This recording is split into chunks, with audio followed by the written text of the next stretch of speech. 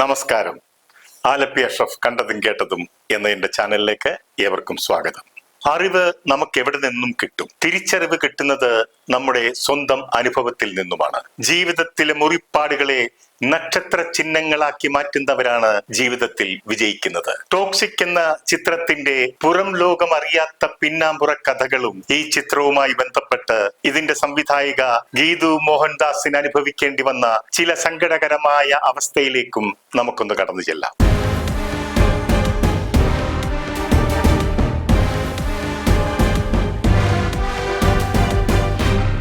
ഒരു മലയാളിയായ നടി സംവിധാനം ചെയ്ത ചിത്രമാണ് ടോക്സിക്. ഇതൊരു സാധാരണ ചിത്രമല്ല. വിവിധ ഭാഷകളിലായി യാഷ് എന്ന സൗത്ത് ഇന്ത്യൻ സൂപ്പർ ഹീറോ അഭിനയിച്ച ചിത്രമാണ്. ഇതിന്റെ മുതൽ മുടക്കിനെ കുറിച്ച് പറയുകയാണെങ്കിൽ അത്ഭുതപ്പെടുത്തുന്നതാണ്. 500 കോടിക്ക് മേലെ എന്നാണ് അവകാശപ്പെടുന്നത്. ഗീതു മോഹൻദാസിനെ കുറിച്ച് പറയുകയാണെങ്കിൽ മലയാള സിനിമാ ചരിത്രത്തിൽ വമ്പൻ സംവിധായകർക്ക് പോലും ലഭിക്കാത്ത ഒരവസരമാണ് കൈവന്നു ചേർന്നത്. ഈ ചിത്രത്തിന്റെ നിർമ്മാതാവ് തന്നെയാണ് വിജയിയെ വെച്ച് ജനനായകൻ എന്ന ചിത്രം 400 കോടി രൂപ മുടക്കി നിർമ്മിച്ചത്. ഈ ചിത്രത്തിന്റെ നിർമ്മാതാവ് തന്നെയാണ് പ്രിയദർശന്റെ ഉടൻ റിലീസ് ചെയ്യാൻ പോകുന്ന ഒപ്പം എന്ന ചിത്രത്തിന്റെ റീമേക്കായ ഹൈമാൻ. മോഹൻലാൽ അഭിനയിച്ച കാഴ്ച പരിമിതിയുള്ള കഥാപാത്രത്തെ അവതരിപ്പിക്കുന്നത് സെയ്ഫ് അലി ഖാനാണ്. അങ്ങനെ പണം വാരി ചെലവാക്കുന്ന 10,000 കോടികളുടെ ആസ്തിയുള്ള ഒരു നിർമ്മാതാവാണ് അദ്ദേഹമെന്നാണ് പറഞ്ഞു കേൾക്കുന്നത്. ഇവിടെ ഗീതു മോഹൻദാസിന് ഇതുപോലുള്ള ഒരു നിർമ്മാതാവിനെയും യാഷ് എന്ന സൂപ്പർ നായകനെയും ഒന്നിച്ചു ലഭിക്കുക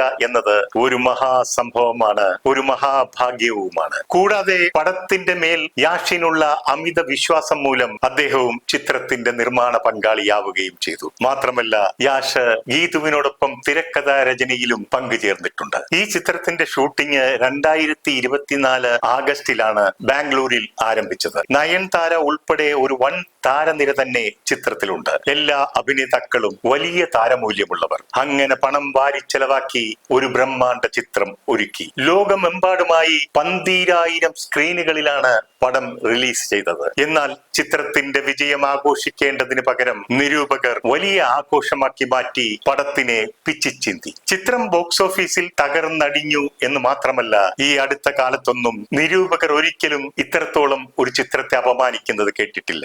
തമിഴിലെ ചില നിരൂപകരുടെ നിരൂപണം കേട്ടാൽ പെറ്റ തള്ള സഹിക്കില്ല. അത്രത്തോളം അവർ പടത്തെ അപമാനിച്ച് അർമാദിക്കുകയായിരുന്നു. ഗീതു മോഹൻദാസിന്റെ കഥ കേട്ട് നിർമ്മാണ കമ്പനിയും യാഷുമെല്ലാം ആ കഥ ഇഷ്ടപ്പെട്ടിട്ടാണല്ലോ അതിന്റെ സംവിധാന ചുമതല ഗീതു മോഹൻദാസിനെ ഏൽപ്പിക്കുന്നത്. കൂടാതെ ഗീതുവിനോടൊപ്പം സഹായത്തിനും ക്യാമറ ചലിപ്പിക്കുന്നതിനുമായി സംവിധായികയുടെ ജീവിത പങ്കാളിയായ രാജീവ് രവിയും ഒപ്പമുണ്ട്. സിനിമാറ്റോഗ്രാഫിൽ നാഷണൽ അവാർഡ് വാങ്ങിയിട്ടുള്ള വ്യക്തിയും മലയാളത്തിൽ അന്നയും റസൂലും കമ്മട്ടിപ്പാടം മുതലായ ചിത്രങ്ങൾ സംവിധാനം ചെയ്തിട്ടുള്ള ആളുമാണ് രാജീവ് രവി. യാഷിന് ഗീതു എന്ന സംവിധായികയിൽ വലിയ പ്രതീക്ഷയും വിശ്വാസവും ഒക്കെ ഉണ്ടായിരുന്നു. എന്നാൽ ആ വിശ്വാസ പ്രമാണങ്ങൾക്കും പ്രതീക്ഷകൾക്കും റിലീസ് വരെ ആയുസ് ഉണ്ടായിരുന്നുള്ളൂ. ഒരു ബ്രഹ്മാണ്ഡ ചിത്രം ചില്ലുകൊട്ടാരം പോലെ തകർന്നടിഞ്ഞപ്പോൾ എല്ലാ നിരൂപകരും തിരിഞ്ഞത് ഗീതു മോഹൻദാസ് എന്ന സംവിധായകയ്ക്ക് നേരെയാണ്. അശ്വന്ത് കോക്ക് എന്ന നിരൂപകൻ പറയുന്നത് സന്തോഷ് പണ്ഡിറ്റ് 5 ലക്ഷം രൂപ മുടക്കിയെടുത്ത കൃഷ്ണനും രാധയും എന്ന ചിത്രം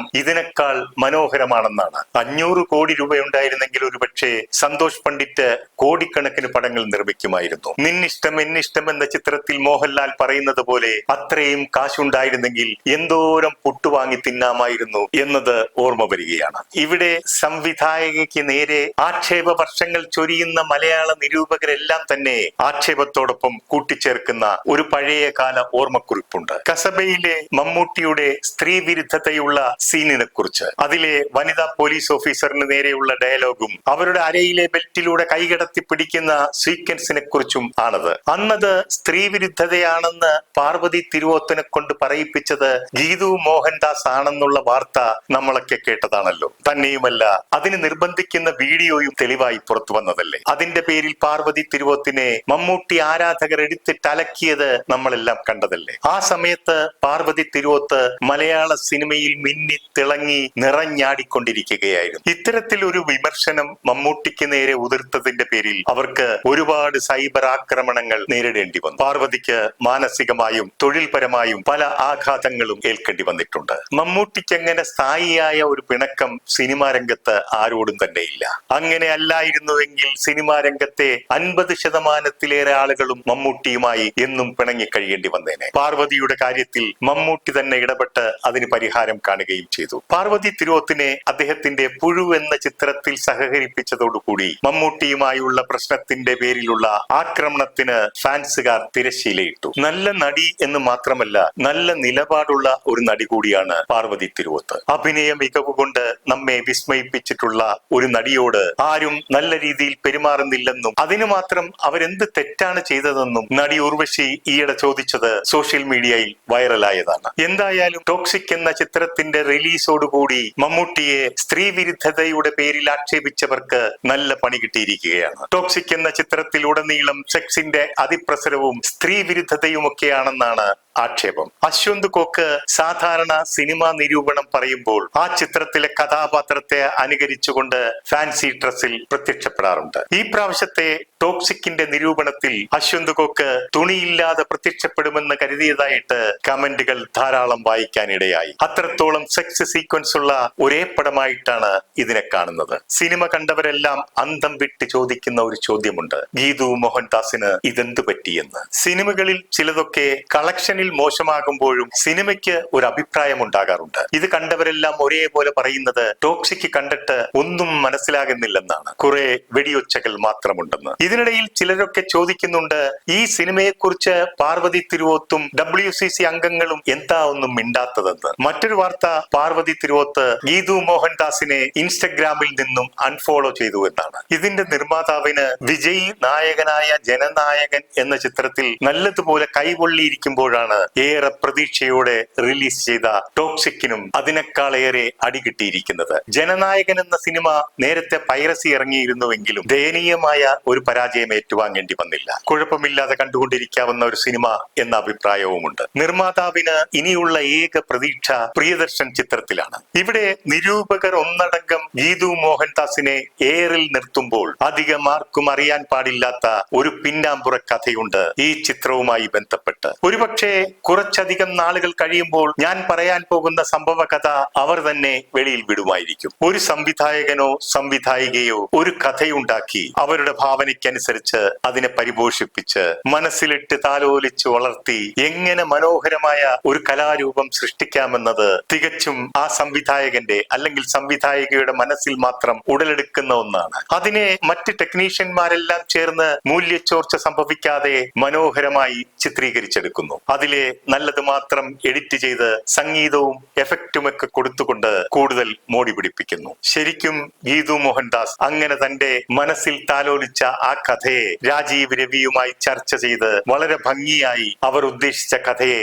മനോഹരമാക്കി ചിത്രീകരിച്ചു. സംവിധായകയ്ക്കും ക്യാമറാമാനും എന്തിന് യാഷിന് പോലും അവരെടുത്തു വെച്ച സിനിമയിൽ സംതൃപ്തി ഉണ്ടായിരുന്നു. എന്നാൽ ചിത്രം പൂർത്തിയായി കണ്ടതിന് ശേഷം കാര്യങ്ങളെല്ലാം തലകീഴായി മറിഞ്ഞു. സിനിമ കണ്ട ബിസിനസ് ഗ്രൂപ്പിലെ ഭൂരിപക്ഷം പേരും ഒരേ അഭിപ്രായത്തിലെത്തി. ഈ ചിത്രത്തിന് നല്ല അഭിപ്രായം ലഭിച്ചേക്കാം, പക്ഷേ പണം കിട്ടില്ല. അങ്ങനെ ചർച്ചകൾ ചൂടുപിടിച്ചു. പണം നഷ്ടപ്പെടുമെന്ന് കേട്ട നിർമ്മാതാവും വിതരണക്കാരും മറ്റൊരു തീരുമാനത്തിലെത്തി. പല സീനുകളും വീണ്ടും മാറ്റി ഷൂട്ട് ചെയ്യുക. ആ തീരുമാനത്തോട് എല്ലാവരും ഒന്നു ചേർന്നു. അവിടെ ഗീതുവിനെ ഒറ്റപ്പെടുത്തി. ഗീതു ആകെ ധർമ്മസങ്കടത്തിലുമായി. ഒരു സംവിധായികയുടെ മനസ്സിലുണ്ടായിരുന്ന ആ സിനിമയെ അതുമായി ബന്ധമില്ലാത്ത ഒരു കൂട്ടം ആൾക്കാർ കയ്യേറി അതിനെ റീഷഫിൾ ചെയ്തു. അങ്ങനെ അതിൽ നിരവധി പേരുടെ കൈകടത്തലുകൾ. ഗീതുവിന്റെ നിസ്സഹായ അവസ്ഥയിൽ ചിത്രം മറ്റൊരാളെ വെച്ച് 40 ദിവസത്തോളം വീണ്ടും ഷൂട്ട് ചെയ്തു. ചുരുക്കം പറഞ്ഞാൽ എല്ലാവരും ചേർന്ന് മഹത്തായ ഒരു കലാരൂപത്തെ വികൃതമാക്കി. കളക്ഷന് വേണ്ടി ഹോട്ട് സീക്വൻസുകളും വെടിവെപ്പുകളും ധാരാളം തിരികെ കയറ്റി. എല്ലാം കണ്ടും കേട്ടും നിസ്സഹായയായി സങ്കടം ഉള്ളിലൊതുക്കി ഗീതു മോഹൻദാസ് മൗനം പാലിച്ചു നിന്നു എന്നാണ് പറയപ്പെടുന്നത്. കൊട്ടിഘോഷിച്ചുകൊണ്ട് ലോകം മുഴുവൻ ചിത്രം റിലീസ് ചെയ്യുന്നു. ചിത്രം 8 നിലയിൽ പൊട്ടി നിലംപരിശാകുന്നു. ഇതാണ് യഥാർത്ഥത്തിൽ സംഭവിച്ചത്. പിന്നീട്, അതായത് രണ്ടാമത് ഷൂട്ട് ചെയ്തതിന് ശേഷം ഗീതുവിന്റെ കഥയുമായിട്ട് ഇതിന് വലിയ സാമ്യമൊന്നുമില്ലായിരുന്നു. ഇനി ഗീതുവിന്റെ സിനിമയായിരുന്നുവെങ്കിൽ ഒരിക്കലും ആ സിനിമയ്ക്ക് ഈ ഒരു ഗതി വരില്ലായിരുന്നു. കാരണം ഗീതുവിനും രാജീവ് രവിക്കും സിനിമ എന്തെന്നും അതെങ്ങനെ എടുക്കണമെന്നും അറിയാവുന്നവരാണ്. ഇനിയും അവർക്കതിന് കഴിയുമെന്ന് കാലം തെളിയിക്കും. നിർത്തുന്നു. നന്ദി, നമസ്കാരം.